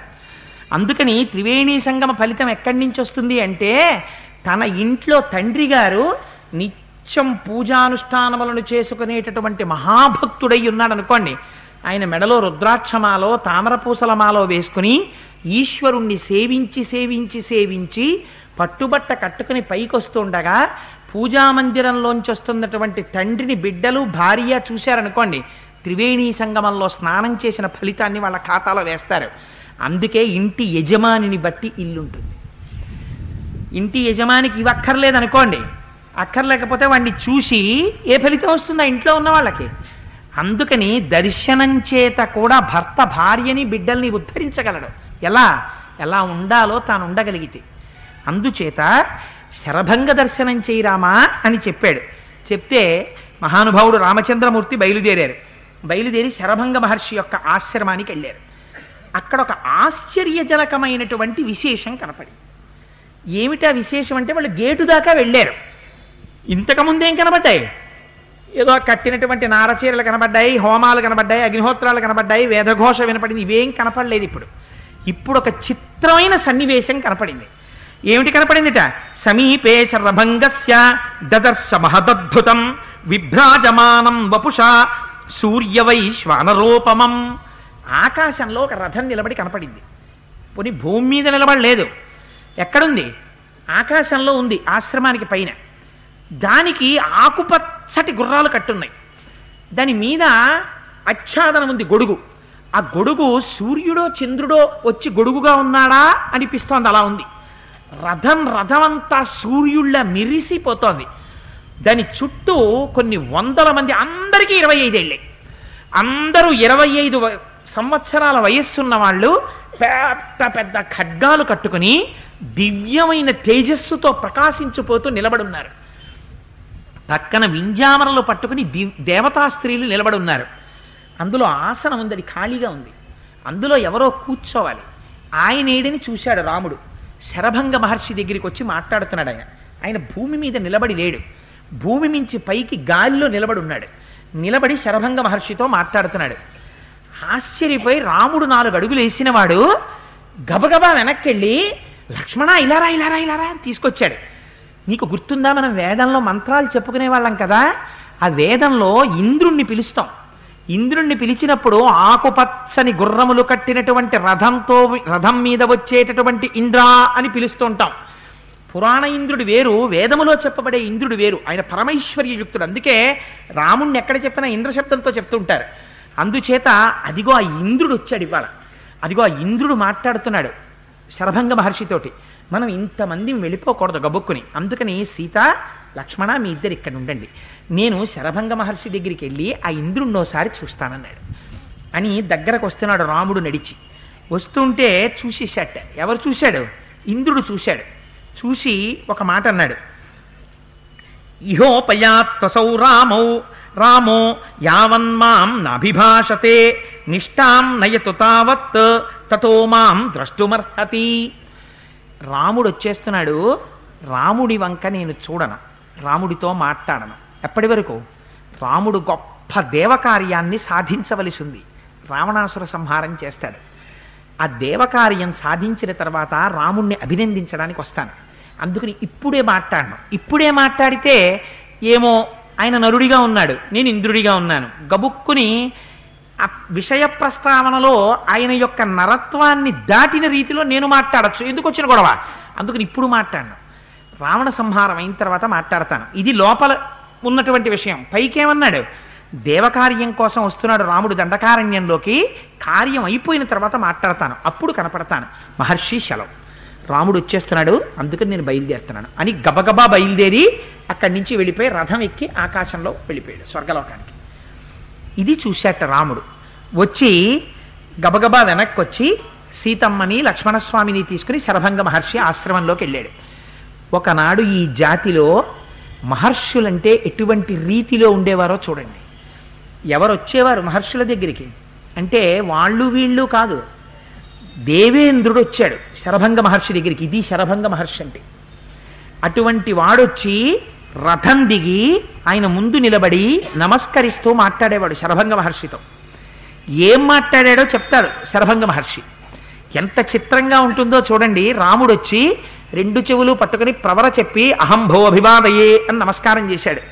రాముణ్ణి వచ్చాను, ఇంద్రుడంతటి వాడు దేవకార్యం మీద వచ్చాడని వెళ్ళాడు, కానీ వాళ్ళ నరుడిగా ఉన్నాడు, శరభంగ మహర్షి యొక్క ఆశీర్వచనం కావాలి, అందుకని నమస్కారం చేశాడు. సీతమ్మ నమస్కారం చేసింది, లక్ష్మణుడు నమస్కారం చేశాడు. శరభంగుడు అన్నాడు, అహం జ్ఞాత్వా నరవ్యాఘ్ర వర్తమానమదూరతః బ్రహ్మలోకం నగచ్ఛామి త్వామదృష్ట్వా ప్రియాతిథిం త్వయాహం పురుషవ్యాఘ్ర ధార్మికేణ మహాత్మనా సమాగమ్య గమిష్యామి త్రిదివం దేవసేవితం అక్షయానరసార్తూల మయా లోకాజితాః శుభాః బ్రాహ్యాశ్చ నాకపృష్టాశ్చ ప్రతిగృహ్ణీష్వమామకాన్. రామా, నాకు తెలుసోయ్ నువ్వు వస్తున్నావని, నేను గ్రహించాను నువ్వు దగ్గరికి వస్తున్నావని. ఇంద్రుడు ఎందుకు వచ్చాడో తెలుసా? నేను నా తపశ్శక్తితో బ్రహ్మలోకాన్ని ఇంద్రలోకాన్ని అన్నింటినీ గెలుచుకున్నాను. నన్ను తీసుకెళ్లడం కోసమని ఇంద్రుడు స్వయంగా వచ్చాడు. నిన్ను తీసుకెడతాను రథం ఎక్కమని. నేనన్నాను ఇప్పుడు కుదరదు, నాకు ప్రియమైన అతిథి వచ్చాడు. ఎందుకని? వాళ్ళు త్రికాలవేదులు, ఎప్పుడు ఏం జరుగుతోందో వాళ్ళకి తెలుసు. రాముడు వచ్చాడు, ఆ రాముడికి ఆతిథ్యం ఇవ్వాలి. అటువంటి ప్రియ అతిథి, అందుకని ఆయన వచ్చాడు. నరుడి రూపంలో ఉన్న ఆయనెవరో ఋషులు కనిపెడతారు. ఋషి రూపంలో ఉన్న తాను శ్రీ మహావిష్ణువుగా ప్రకటించాడు. అలా అయితే ఋషి లేచి స్తోత్రం చేయాలి. తాను నరుడిగా, అందుకే రామాయణం నేను 1కి 10 మార్లు చెప్తున్నాను, నరుడి కథ కానీ వినండి, లేకపోతే అది మనకి ప్రయోజనం ఉండదు. అందుకని ఆయన ప్రవర చెప్పి నమస్కారం చేశాడు శరభంగుడికి. ఆయన అన్నాడు, నువ్వు విష్ణువువి అని ఆయన అనలేదు. ఆయనేమన్నాడు, నువ్వు వస్తున్నావని నాకు తెలుసు, నువ్వు నాకు ప్రియ అతిథివి. ఎందుచేత? ఇవాళ ఈ లోకంలో ధర్మాన్ని రక్షించడం కోసమని నీ అంతట నువ్వుగా పాదుకలు లేకుండా దండకారణ్యంలోకి వచ్చావు. ఇటువంటి నీకు ఆతిథ్యం ఇవ్వద్దు మేము, అందుకని ప్రియాతిథివి, అందుకని నీకోసమే ఉన్నానయ్యా. ఇంద్రుడు వచ్చాడు నన్ను తీసుకెళ్ళడానికి, నేను రానన్నాను, నీకు ఆతిథ్యం ఇస్తే కానీ రానన్నాను. ఎంత గొప్ప స్థితిని ఆవిష్కరించారో చూడండి, రాముణ్ణి ఎంత ప్రేమించారో చూడండి. ఇది కదా రాముడికి అంగరక్ష అయింది. మహాత్ములు మీరు వస్తున్నారని తెలిస్తే మహాత్ములైన వారు కూడా మీ గురించి వేచి ఉండడం అంటే మీ జీవితం ఆ రోజున ఉద్ధరింపబడినట్టు. అందుకని ఎంత జాగ్రత్తగా ప్రవర్తించాలో, ఎంత గౌరవంగా మసలుకోవాలో మనకి నేర్పింది రామాయణం. అందుకని రామా, నేను ఎదురు చూస్తున్నాను, నా తపస్సుతో రామా నేను గెలుచుకున్న లోకాలన్నీ నీకు ధారపోసేస్తాను, యథేచ్ఛగా సీతాలక్ష్మణులతో విహరించన్నారు. అంటే రాముడు అన్నాడు, ఇవాళ నరుడిగా ఉన్నాడు, మహానుభావ మీరు తపస్సు చేసి నాకు ధారపోయడం ఏమిటి? మీరు నాకు ధారపోయకండి. నరుడిగా వచ్చిన వాడు వాడెవడో వచ్చి వీడికి ధారపోసేయడం, వీడి కుంట్లో బాగుండకపోతే వాడెవడో చేయడం కాదు. వీడే కష్టపడి దేవతల యొక్క అనుగ్రహాన్ని తాను సంపాదించుకోవాలి, మనిషిగా వచ్చాడు కనుక. అందుకని రాముడు అన్నాడు, నాకు ఎక్కడ ఆశ్రమం కట్టుకోవాలో చెప్పండి చాలు, ఎందుకంటే మీకు అరణ్యం అంతా తెలుసు కనుక. ఎక్కడ నేను ఆశ్రమం కట్టుకుంటే ప్రశాంతంగా ఉంటుందో ఆ ప్రాంతం చెప్పండి, అక్కడ నేను ఆశ్రమం కట్టుకుని తపస్సు చేసి నేనే సంపాదిస్తాను ఆ లోకాలన్నీ, అందుకని మీ దగ్గరికి వచ్చానన్నాడు. చాలా సంతోషించాడు శరభంగ మహర్షి. చెప్పాడు, ఇక్కడికి దగ్గరలో సుతీక్ష్ణుడు అనేటటువంటి మహర్షి ఉన్నారు, ఆ సుతీక్ష్ణ మహర్షిని నువ్వు దర్శనం చేయి రామా. ఇప్పుడు ఏం చేస్తున్నారు, ఒక మహర్షి తాను చెప్పట్లేదు, ఇంకొక మహర్షి దగ్గరికి పంపిస్తున్నాడు. ఎందుకని? ఇన్ని ఆశ్రమాలు తొక్కినటువంటి పుణ్యం రాముడి ఖాతాలో పడాలి. ఇంతమంది మహర్షులు రామా విజయీభవ, నువ్వెందుకు వచ్చావో మాకు తెలుసు, రామా నువ్వు లోకంలో కార్యాన్ని సాధిస్తావని ఆశీర్వచనాలు చెయ్యాలి, ఈ ఆశీర్వచనాలన్నీ రాముడికి అంగరక్ష అవ్వాలి, అయితే రావణ సంహారం చెయ్యాలి. అందుకని శరభంగుడే ఉంటున్నాడు. ఇక్కడికి దగ్గరలో సుతీక్ష్ణుడు కూడా ఉన్నాడు, ఒక్కసారి నువ్వు అక్కడికి కూడా వెళ్ళి సుతీక్ష్ణుడి దర్శనం కూడా చెయ్యి అని, రామ నీకు ఒక విచిత్రమైన కార్యం చూపిస్తాను, అలా నిలబడి చూడు. నా ఒళ్ళు చూశావా, జర్జరీభూతం అయిపోయింది, ముడతలు పడిపోయింది, పాము కుబుసం విడిచిపెట్టినట్టు శరీరం పొరలు రేగిపోతోంది. ఈ శరీరాన్ని అగ్నిహోత్రంలో వ్రేల్చేస్తాను. ఏంటి వ్రేలుస్తాం మనం? అగ్నిహోత్రం పెట్టి హోమం చేసేటప్పుడు హవిస్సుని తీసుకెళ్ళి అందులో వేస్తాం. ఈ శరీరాన్ని కూడా నేర్పుతున్నారు ఋషులంటే మనకి. శరీరం వదిలిపెట్టినప్పుడు ఎలా వదిలిపెట్టాలో నేర్పాడు శరభంగ మహర్షి. ఈ శరీరం ఉన్నన్నాళ్ళు ఇది ఈశ్వరానుగ్రహానికి, ఈశ్వరుడి యొక్క కార్యంలో ఓపికన్నన్నాళ్ళు ఇది తిరగాలి. ఇది ఒకనాడు జర్జరీభూతం అయిపోతుంది, దీనికి వ్యాధి వస్తుంది, ఇది ముసలిదైపోతుంది. ముసలిదైపోయినటువంటి శరీరం వెళ్ళిపోతుంటే ఈ శరీరాన్ని పడగొట్టి ఆత్మ నిష్క్రమించేస్తుంటే దీని మీద వ్యామోహంతో వెర్రేడిపి ఏడవకూడదు, దీన్ని వ్రేల్చాలి అగ్నిహోత్రంలో. అంటే ఈశ్వరుడి ఆరాధన చేసి చేసి చేసి చేసి చేసి చేసి చిట్ట చివర దీన్ని విడిచిపెట్టడం అంత తేలికగా విడిచిపెట్టేయగలగాలి. అవును, నేను ఇది కాదు ఇందులో ఉండడానికి వచ్చాను, ఇందులో ఉండి దీన్ని ఎందుకు వాడాలో దానికి వాడేశాను, అమ్మయ్య అయిపోయింది, ఇంకా దీన్ని వదిలిపెట్టేస్తున్నాను. అప్పుడు ఏమైపోయింది? ఇది కూడా. అందుకే మనం ఏం చేస్తాం, శరీరాల్ని తీసుకెళ్ళి అగ్నిహోత్రంలో దహిస్తాం. దహిస్తే వచ్చేటటువంటి పొగ పీల్చకూడదు, నీతిశాస్త్రం నిషేధించింది. బాలార్క ప్రేత ధూమశ్చ, ఉదయం సూర్యుడి యొక్క ఎండ పడుతుండగా ప్రయాణం చేయకూడదు, శవం మించొస్తున్న పొగ పీల్చకూడదు. కానీ ఇప్పుడేమైంది, మీరు నించోండి నేనేం చేస్తానో చూడండి అన్నాడు. శరీరాన్ని అగ్నిహోత్రంలో వేస్తున్నాడు. ఎలా వేస్తున్నాడు? మన శరీరాలు ఒకడు పట్టుకెళ్ళి వేసేస్తాడు, ఇంకెలాగో లేచి తిరగదని. ఆయన తనంత తాను వేస్తున్నాడు. ఎందుకని?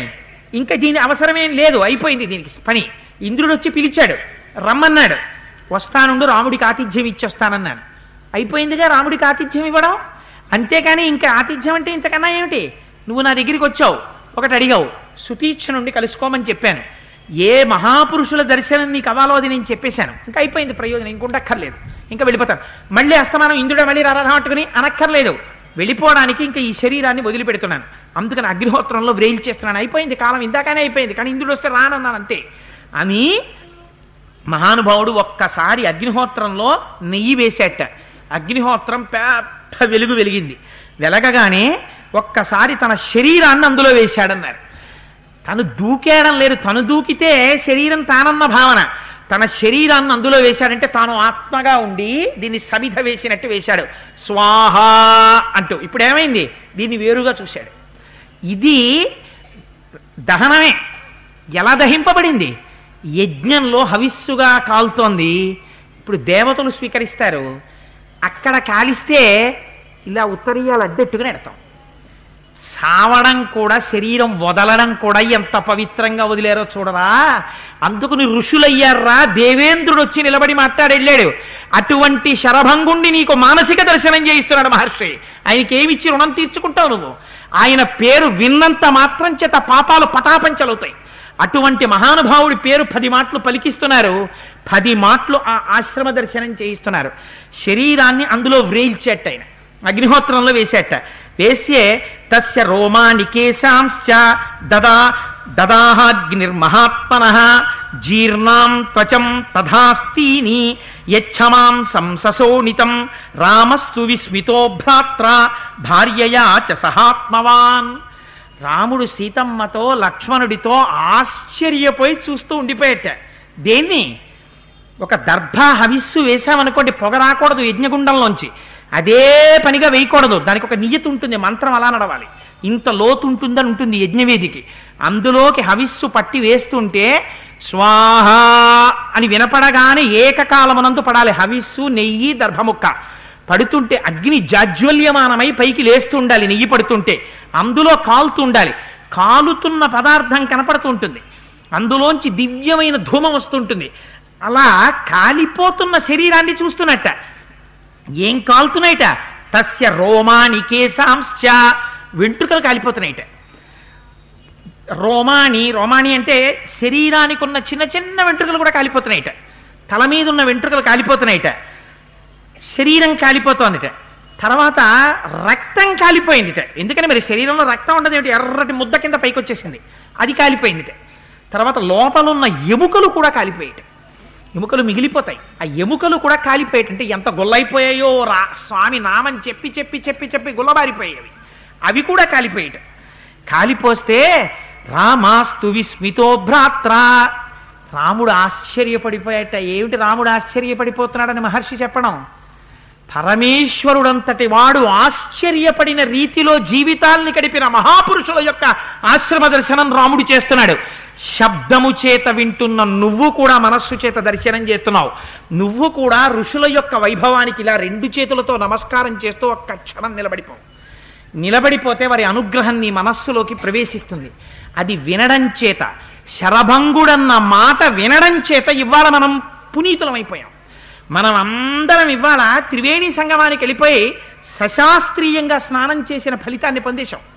గంగా స్నానం చేసిన ఫలితాన్ని పొందేశాం. ఎందుకని? ఇవాళ శరభంగ దర్శనం చేసేశాం మనం అందరం.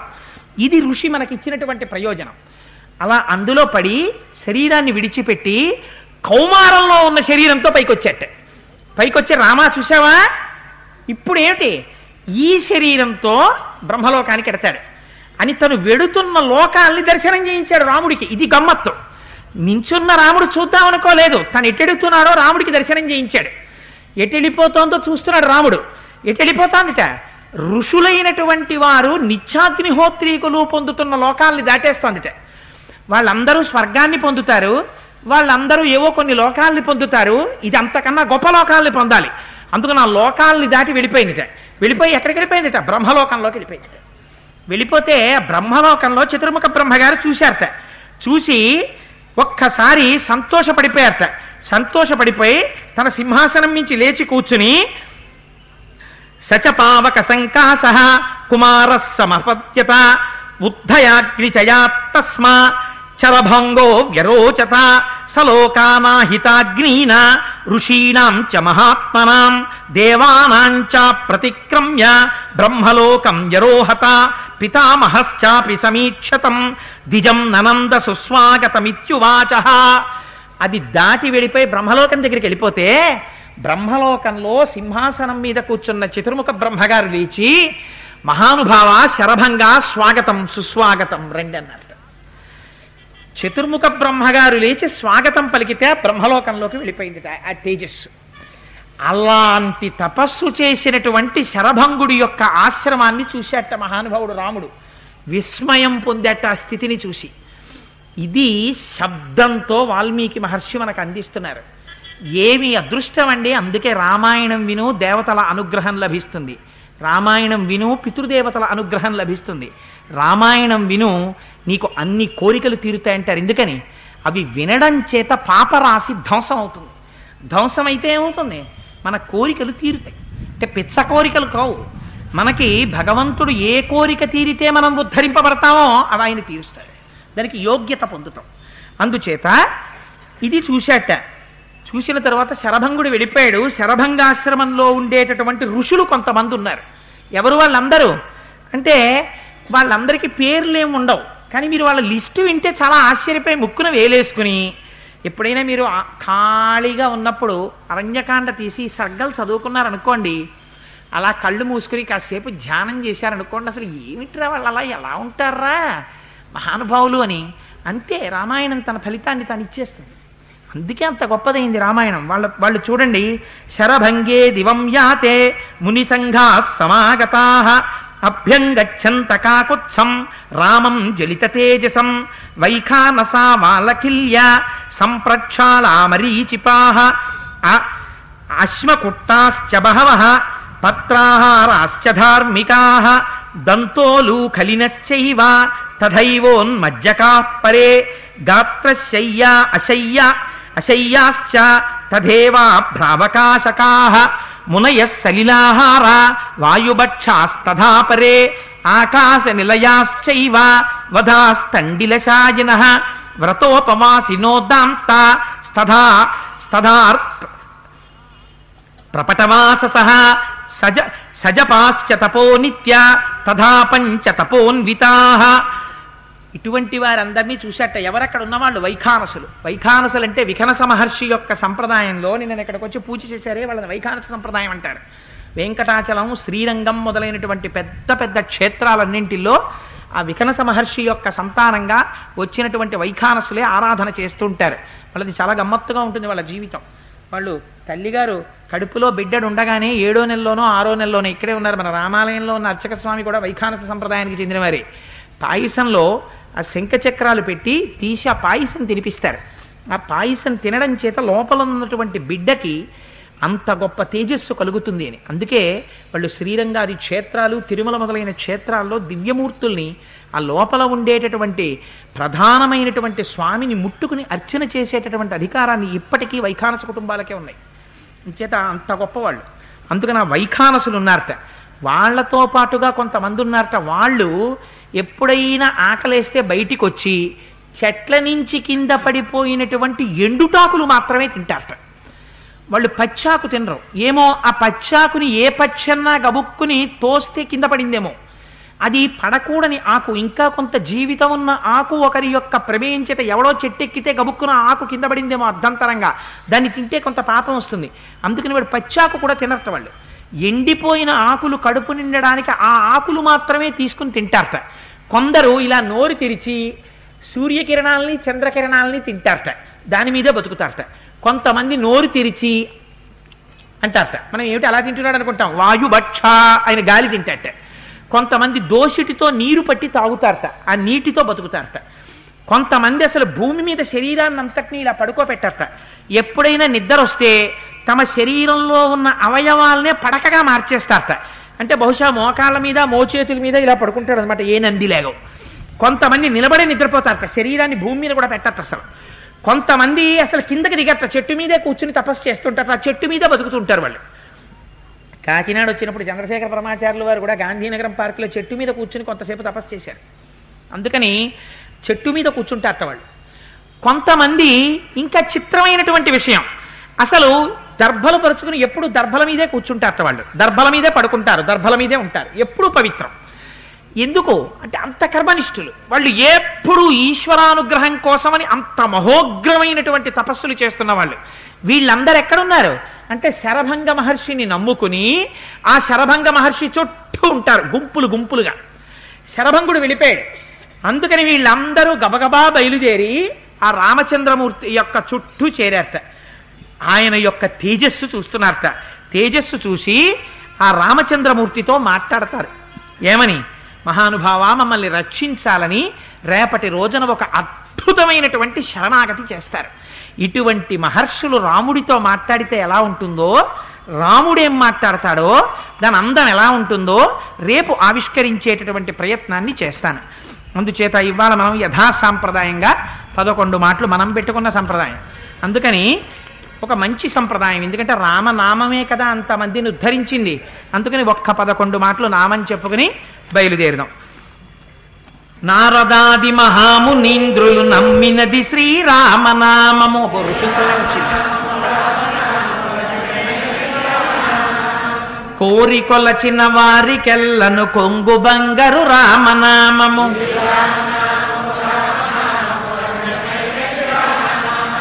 బ్రహ్మ సత్యము జగన్మిథ్యాభావమే శ్రీరామనామము.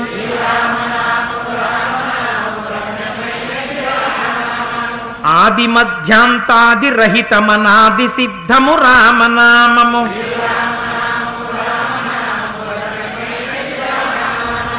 జన్మ మృత్యు జరాది వ్యాధుల చక్కబరచును రామనామము.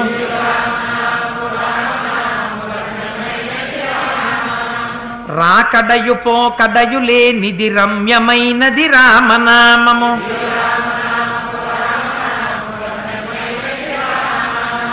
నిర్వికారము నిర్వికల్పము నిర్గుణము శ్రీరామనామము.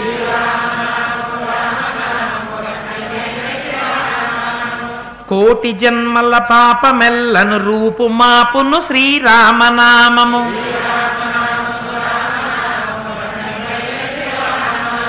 సత్వరజస్తమో గుణములకతీతమైనది రామనామము.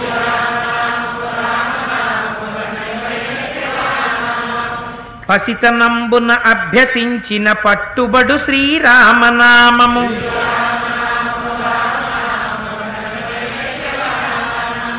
తత్వశిఖరమునందు వెలిగే నిత్య సత్యము రామనామము.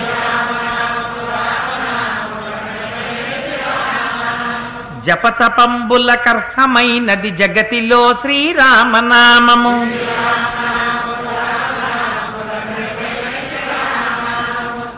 సర్వం శ్రీ ఉమామహేశ్వర పరబ్రహ్మార్పణమస్తు. స్వస్తి.